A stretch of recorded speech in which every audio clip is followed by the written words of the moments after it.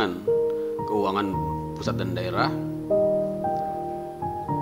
Dari kita lihat lagi dari bagan ini, bagaimana pembagian urusan pemerintahan daerah sebagaimana diatur di dalam Undang-Undang Nomor 23 Tahun 2014 tentang pemerintahan daerah. Di sini diatur, ya, misalnya terkait dengan desentralisasi, kemudian juga diatur tentang otonomi daerah, kemudian juga diatur tentang urusan wajib dan pilihan.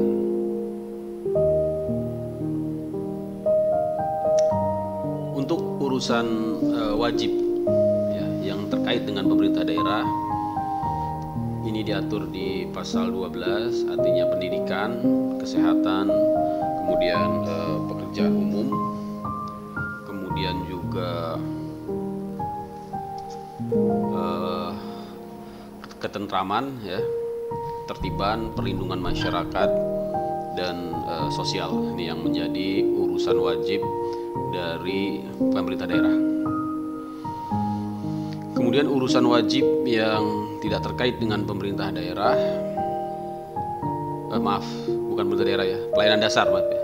Jadi urusan wajib yang tidak terkait dengan pelayanan dasar, yang tidak terkait dengan pelayanan dasar, bukan pemerintah daerah, ya, yaitu tenaga kerja, ya, pemberdayaan perempuan, pangan, pertanahan, lingkungan hidup, ya, administrasi kependudukan, dan capaian dan pemberdayaan masyarakat, ya, pengendalian penduduk, perhubungan, komunikasi, ya, usaha kecil, menengah, koperasi, penanaman modal, olahraga, statistik, persandian, kebudayaan, perpustakaan, kearsipan, ya.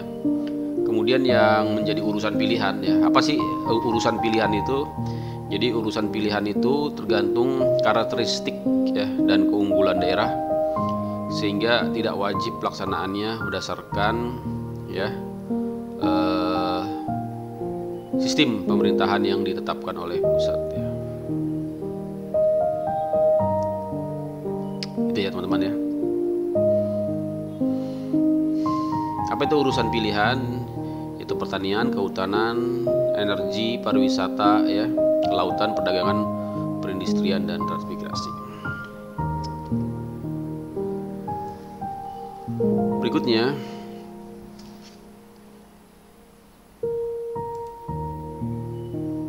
kita akan bahas tentang konsepsi hubungan keuangan pusat dan daerah, ya.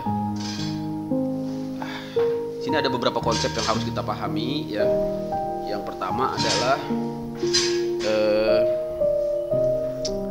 konsep desentralisasi sebagai alat, ya, untuk mencapai tujuan politik tertentu dan sekaligus alat untuk pencapaian tujuan bernegara, ya, yaitu meningkatkan layanan publik dan kesejahteraan masyarakat, ya, teman-teman. Kemudian dengan desentralisasi, maka kewenangan penyelenggaraan pemerintah dibagi dan diserahkan kepada daerah. Jadi inilah konsep dari desentralisasi, ya. Apa itu? Membagi, intinya membagi, ya. Membagi apa? Kewenangan penyelenggaraan pemerintah sebagian kepada daerah. Kemudian ada yang namanya pembagian tugas, ya, atau urusan yang jelas antara berbagai level pemerintahan. Jadi ini merupakan hal yang mutlak yang pertama kali harus dipenuhi, ya, teman-teman, ya. Berikutnya adanya kejelasan, ya, pembagian tugas dan urusan, ya, yang berkonsekuensi langsung pada kejelasan pembagian tugas belanja publik, ya. Jadi memang kejelasan dari pembagian tusi, ya, tugas dan fungsi nantinya akan menjadi berimplikasi kepada kejelasan anggaran tentunya, ya, terutama mengenai anggaran belanjanya, ya, expenditure assignment. sehingga tentunya meminimalisir tumpang tindih pembebanan belanja ya antara level pemerintah, yaitu pemerintah pusat dan pemerintah daerah. Jangan sampai satu fungsi ya, satu kegiatan ya, program itu didanai oleh anggaran yang tumpang tindih ya. Tentunya ini sangat berpotensi terjadinya inefisiensi ya, bahkan kerugian negara ya. Itu teman-teman konsumsi dari HKPD. Berikutnya pembagian sumber penerimaan ya, revenue. Nah, ini juga nanti di sumber-sumber penerimaan negara menyesuaikan dengan beban urusan yang telah diserahkan. Jadi prinsip money follow function juga berimplikasi pada nanti pembagian sumber-sumber penerimaan negara atau alokasi ya, alokasi dari penerimaan sebagai sumber dari pembiayaan tentunya harus di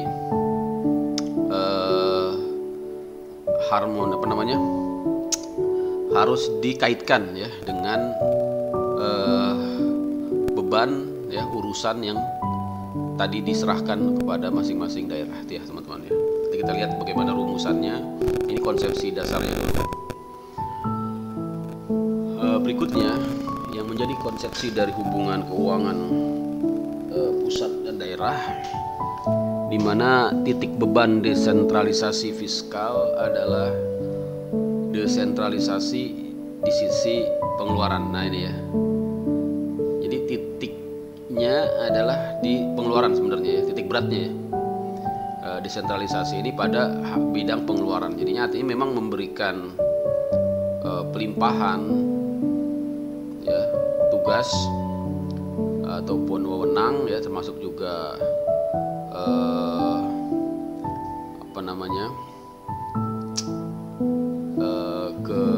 kemandirian ya, istilahnya kemandirian kepada daerah di bidang pengeluaran. Nah, ini ya, artinya tanggung jawab hukum ya, keuangan negara ya kepada pemerintah daerah di bidang pengeluaran. Titik beratnya di sini ya.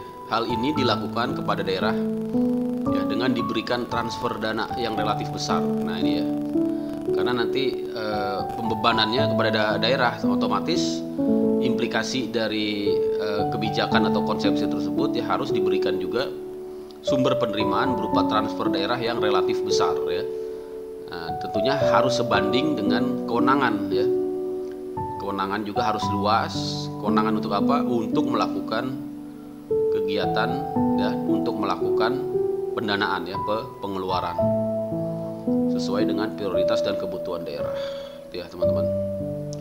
Kemudian juga tentunya harus didukung pemberian kewenangan pungutan perpajakan daerah ya, dan retribusi daerah, sehingga benar-benar ya konsep kemandirian ya atau konsep desentralisasi ini benar-benar diimplementasikan dalam bentuk otonomi daerah yang seluas-luasnya. Itu yang membedakan dengan di era sebelum reformasi ya.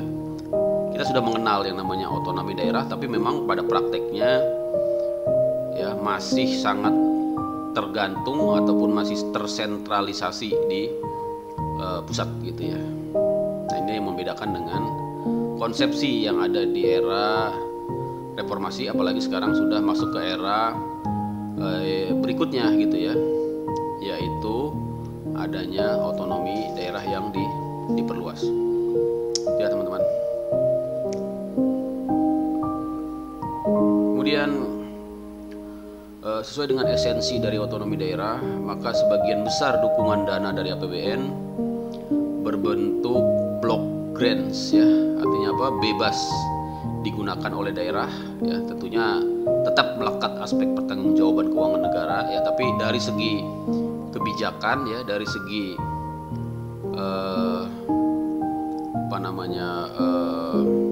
perencanaan gitu ya, termasuk juga penyusunan anggarannya memang diberikan kepada daerah gitu ya.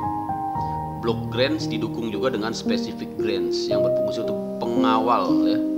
Nah, ini ya. Jadi tidak hanya diberikan kebebasan dalam bentuk block grants, ada juga ya dalam bentuk specific grants, artinya fungsinya untuk ya pengawal prioritas nasional ya, yang juga kita kenal dengan istilahnya tugas ya, tugas perbantuan untuk mengawal prioritas nasional dan kesetaraan kualitas layanan publik antar daerah. Itu ya teman-teman ya, itulah yang harus dipahami dari konsepsi hubungan keuangan pemerintah pusat dan daerah.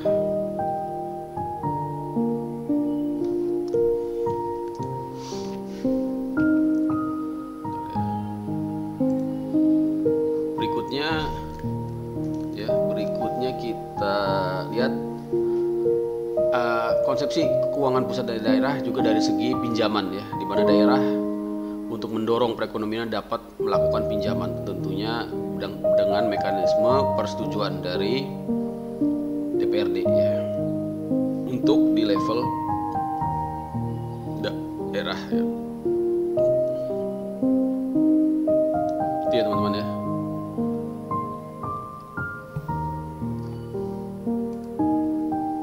Nanti kita bahas lebih lanjut bagaimana mekanismenya, tapi ini konsepsi dasarnya dulu. Ini kita lihat gambarnya ya. Dari gambar ini bisa kita pahami ya bahwa keuangan negara itu ya dikelola oleh dua tingkatan atau dua level, yaitu level pusat dalam bentuk APBN ya, dikelola dan dipertanggungjawabkan kepada DPR. Selain itu juga di level daerah ya, dalam bentuk APBD yang nantinya akan dipertanggungjawabkan ya kepada siapa? Kepada DPRD ya. Gitu ya teman-teman. Nah, selain itu yang perlu dipahami ya, hubungan antara ya keuangan pusat dan daerah ini ada yang namanya dana-dana ya dalam bentuk ya transfer ke daerah ya. Kita mengenal yang namanya dana dekonsentrasi ya, kemarin sudah kita bahas. Kemudian ada yang namanya dana desentralisasi ya. Kemudian ada lagi yang namanya dana tugas pembantuan ya. Nah, untuk dana dekonsentrasi atau dana tugas pembantuan ini yang merupakan ya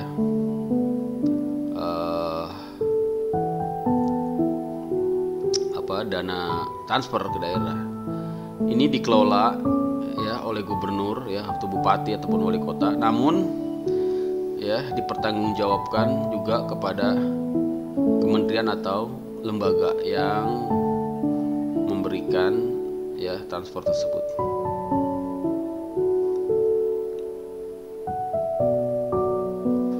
Jadi dananya apa? Dana dekonsentrasi dan tugas. Nanti kita akan bahas satu-satu ya. Sekarang kita akan fokus dulu ke dana desentralisasi ya. Jadi kalau kita lihat dari dana desentralisasi ini tetap menganut yang namanya money follow function ya. Jadi uang ya ataupun dana ya itu tetap harus ya harus berkaitan ya, harus didasarkan kepada fungsi-fungsi yang ada di daerah. Ya. Maka kalau kita lihat di sini ya pemerintah pusat gitu ya memberikan sumber pendanaan kepada pemerintah daerah. Ya. Tergantung pada APBN tentunya ya. Kembali lagi APBN nanti ya. Jadi memang diawali dulu di APBN ya. Dari APBN nanti akan dialokasikan belanja ya sumber pendanaan kepada daerah. Tentunya dilihat dari masing-masing daerah tidak sama ya. Ada daerah yang pendapatan asli daerahnya rendah ya. Tentunya harus diberikan alokasi belanja yang lebih besar ya, karena kalau tidak nanti daerah tersebut jadi minus gitu ya. Jadi defisit karena keterbatasan APBD-nya. Begitu juga dilihat dari segi infrastrukturnya ya dan daya saingnya. Nah, inilah peranan dari pemerintah pusat ya untuk istilahnya tadi melakukan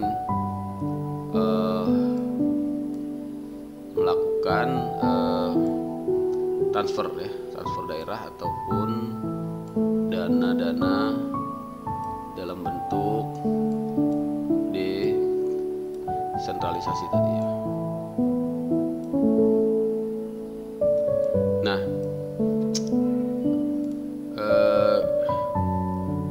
kalau kita perhatikan gitu ya, titik beratnya di mana dari desentralisasi ini ya, titik beratnya itu di sisi pengeluaran. Artinya di sini memang kewenangan daerah didanai terutama memang dengan transfer daerah ya. Tadi transfer daerahnya berupa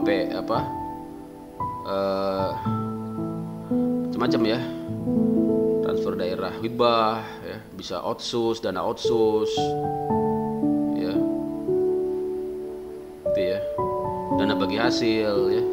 Dana alokasi umum ya. Dana alokasi khusus. Nanti kita akan lihat ya.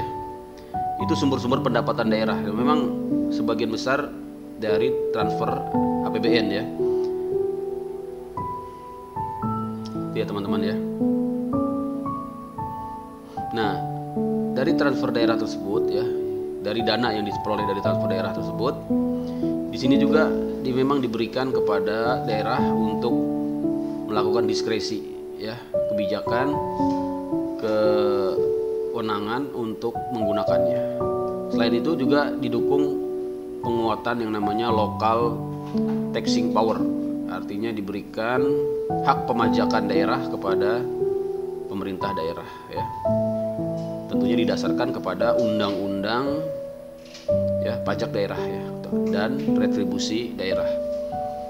Jadi tidak boleh juga menyimpang dari asas legalitas hukum pajak ya, yaitu no taxation without representation. Tetap harus melalui mekanisme undang-undang ya, dan pada implementasinya juga harus melalui peraturan perundang-undangan di level daerah ya, Perda ya, sebagai pelaksanaan dari undang-undang ya. Kita banyak melihat contoh kasus ya di daerah pun ya, banyak juga ternyata pungutan-pungutan yang tidak legal ya, artinya menyimpang dari asas legalitas hukum pajak tentunya ya. Ini bukan hal yang yang sepele gitu ya, karena bisa nanti berisiko terhadap pejabat ya, terutama pejabat yang mengeluarkan kebijakan tersebut ya, karena tidak memenuhi unsur-unsur legalitas hukum pajak, akibatnya terkena perbuatan melawan hukum ya, memperkaya diri ya, ini bisa masuk ke korupsi ya, atau memperkaya orang lain ya, walaupun mungkin tujuannya baik gitu ya. Saya kasih contoh ya, tujuannya untuk membangun daerah ya, tapi digunakan cara-cara yang tidak legal ya. Ini bisa menyeret pelakunya kepada ya, jerat hukum ya, baik itu hukum pidana korupsi maupun hukum pidana umum ya. Bahkan juga bisa tentunya juga hukum administrasi ya, kaitannya dengan penyalahgunaan wewenang dalam jabatan administrasi tentunya. Ya, jadi dari sumber pendanaan tersebut ya, yang berasal dari APBN ataupun yang berasal dari pendapatan asli daerah ya, dari pajak daerah ya, atau dari BUMD daerah, ini menjadi APBN ya, kemudian dikeluarkan dalam bentuk belanja ya, sama seperti APBN, belanja pegawai, belanja modal, belanja barang lainnya ya. Kemudian nanti di akhir tahun ya, atau dilakukan yang namanya rekonsiliasi antara pendapatan dengan belanja, apakah menghasilkan surplus ataukah menghasilkan defisit ya. Apabila terjadi defisit, dapat juga dilakukan pembiayaan ya. Tadi diberikan kewenangan ya, pembiayaannya melalui apa? Macam-macam ya. Ada yang melalui silpa ya, artinya selisih tahun lalu ya, dana cadangan ya. Karena surplus tadi harus dimasukkan ke dana cadangan ya, kalau ada ya. Tapi jarang ya, biasanya defisit semuanya ya. Penjualan kekayaan daerah ya, atau pinjaman daerah. Tapi tetap harus melalui mekanisme APBD, artinya disetujui dulu ya oleh DPRD dan nanti baru disahkan oleh kepala daerah. Dan ini menjadi otorisasi atas ya pembiayaan dalam rangka menutup defisit APBD. Itu ya teman-teman ya. Berikutnya kita akan lihat tentang mana tadi dia.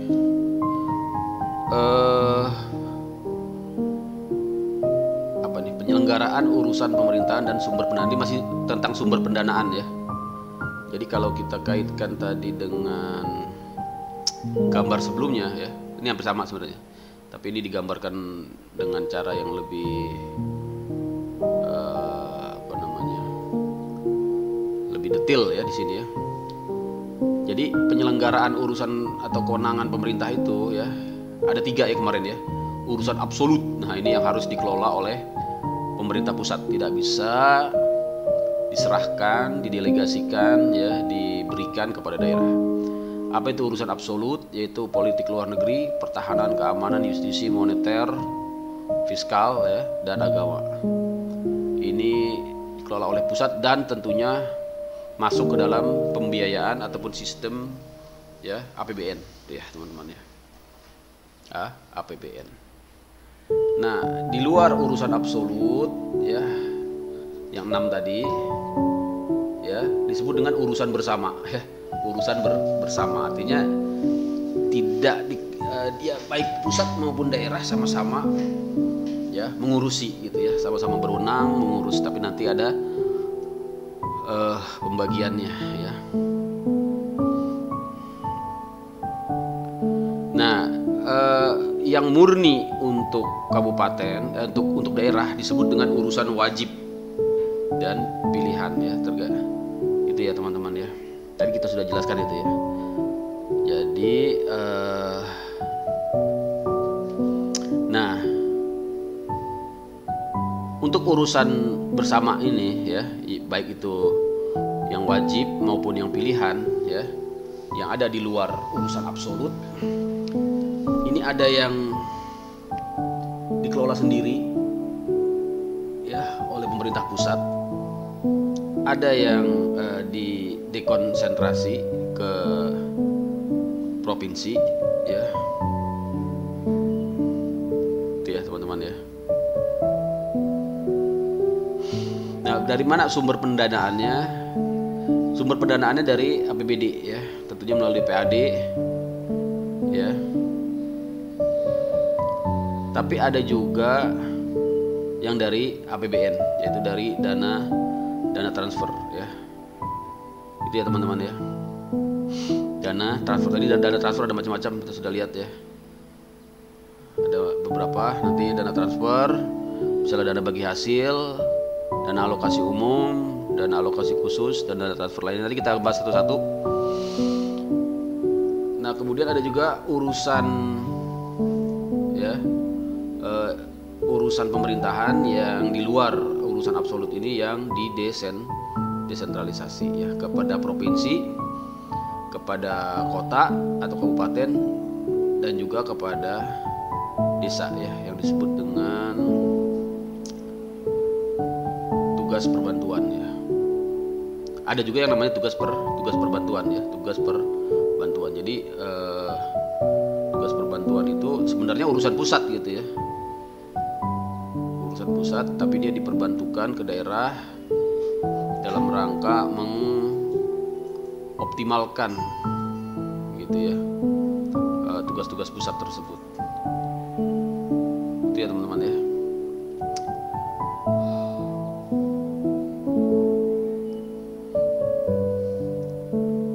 Kemudian kita juga mengenal yang namanya dana alokasi desa. Ini baru ya, dengan adanya undang-undang desa. Selain dana transfer yang ya berasal dari APBN kepada APBD, ternyata juga ada yang namanya dana alokasi desa ya, atau dana desa. Ini skalanya tentunya pada tingkat desa ya. Jadi ini memperkuat APBD desa tentunya ya. Lihat teman-teman ya. Nah, ini sebagai pengenalan saja. Berikutnya bagaimana implementasi dari asas money follow function, prinsip money follow function dalam kaitannya dengan HKPD ini ya, hubungan keuangan pemerintah dan pusat. Tadi kita sudah lihat bahwa prinsipnya ya antara pusat dan daerah itu adalah penyerahan kewenangan atau tugas dari pemerintah pusat. Tadi kita sudah lihat ya, ada banyak ya, ada yang namanya urusan wajib, ada yang juga yang bersifat pilihan ya. Nah, kewenangan ini harus juga tentunya ya, penyerahan tugas dan urusan ini juga harus dipikirkan juga disiapkan juga sumber pendanaannya kepada daerah ya. Maka dibuatlah yang namanya undang-undang pajak daerah dan retribusi daerah, yaitu Undang-Undang Nomor 28 Tahun 2009 dalam rangka menopang kapasitas fiskal daerah. Selain itu juga diberikan transfer dari APBN kepada APBD dalam bentuk dana bagi hasil. Apa itu dana bagi hasil? Yaitu untuk memperkuat kapasitas fiskal daerah ya, terutama daerah yang sumber penerimaannya terutama untuk daerah yang menghasilkan sumber penerimaan negara yang signifikan ya. Jadi dilihat dari kontribusinya terhadap sumber-sumber penerimaan negara, maka dana bagi hasilnya tentunya akan lebih besar ya. Selain itu dana alokasi umum ya, berbeda dengan dana bagi hasil. Dana alokasi umum ini dilihat dari beban ya, beban pendanaan atas urusan yang diserahkan kepada daerah. Nah, kemudian ada yang namanya dana alokasi khusus. Apa itu dana alokasi khusus ya? Dana alokasi khusus ini khusus untuk menyeimbangkan tingkat layanan publik ya, jadi tidak digeneralisir ya, dari namanya tentunya tahu ini khusus ya. Berikutnya dana transfer lain, artinya kebijakan khusus yang tidak tertampung dalam dana perimbangan ya, daper ya. Nah, namun berkembang dalam dinamika perkembangan ekonomi ini dana transfer lainnya ya. Kemudian juga memberikan kewenangan pinjaman kepada daerah nih ya. Pinjaman atau hibah dari pusat ke daerah tentunya setelah mendapat persetujuan dari DPR ya. Daerah sendiri dapat memberikan pinjaman ya. Dapat memberikan pinjaman ke daerah lain dengan persetujuan DPR tentunya, DPRD ya. Kemudian pusat dapat menerima pinjaman atau hibah dari Pemda ya, dan dapat juga diteruskan dan dihibahkan ke Pemda. Jadi memang masing-masing dapat saling meminjam ya.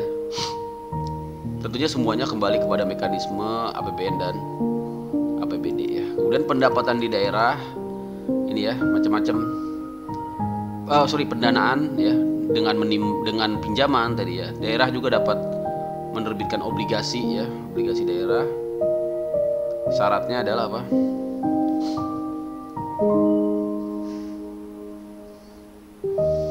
Syaratnya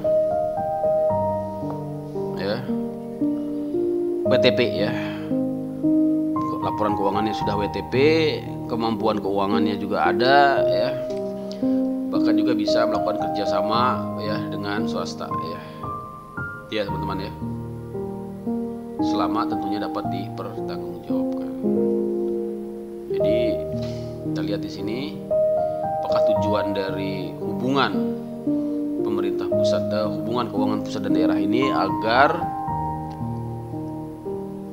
tujuannya ya agar dapat berjalan dengan lancar, maka harus ya dilaksanakan prinsip-prinsipnya, yaitu prinsip otonomi, prinsip pemerataan, prinsip keadilan, prinsip kepastian dan terprediksi, dan terakhir adalah prinsip demokrasi ya teman-teman. Ini kita baca aja saya kira ya. Otonomi artinya keleluasaan pada daerah, keleluasaan untuk apa? Untuk menentukan kebijaksanaannya sendiri, ya. Kebijaksanaan untuk apa? Untuk memanfaatkan sumber daya keuangan yang ada di daerah. Oleh karena itu prioritas pembiayaan perlu diberikan secara berurutan, yaitu PAD dan blok grant, ya. PAD pendapatan asli daerah, ya, dan blok grants.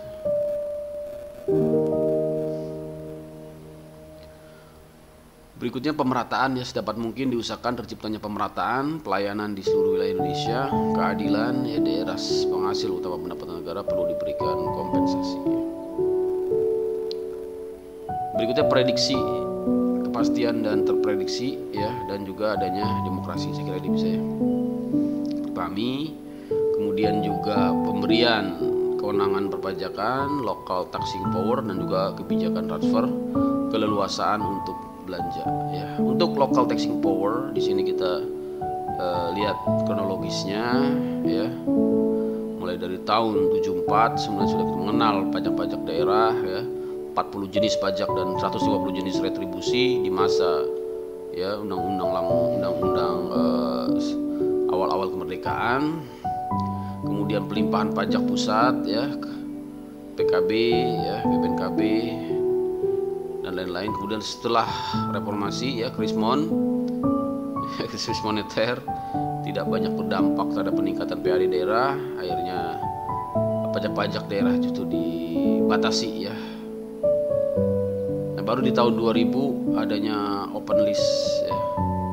Artinya boleh, ya, memungut pajak, ya.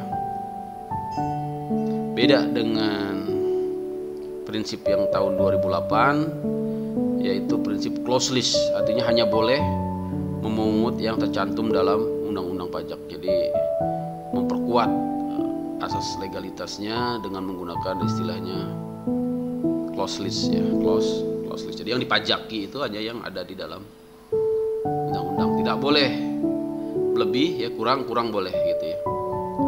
Beda dengan open list, ya, dia terbuka, ya, diberikan kewenangan kebebasan seluas-luasnya, ya.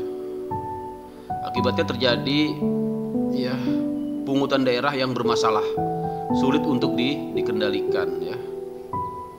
Itulah kejadian di tahun 2000, ya. Makanya dulu itu banyak, ya, pungutan-pungutan yang tidak bersumber dari undang-undang, hanya bersumber dari surat keputusan, ya, gubernur, surat keputusan wali kota, ya, dengan menggunakan berbagai terobosan-terobosan, ya, yang menerabas hukum, ya. Akibatnya terjadi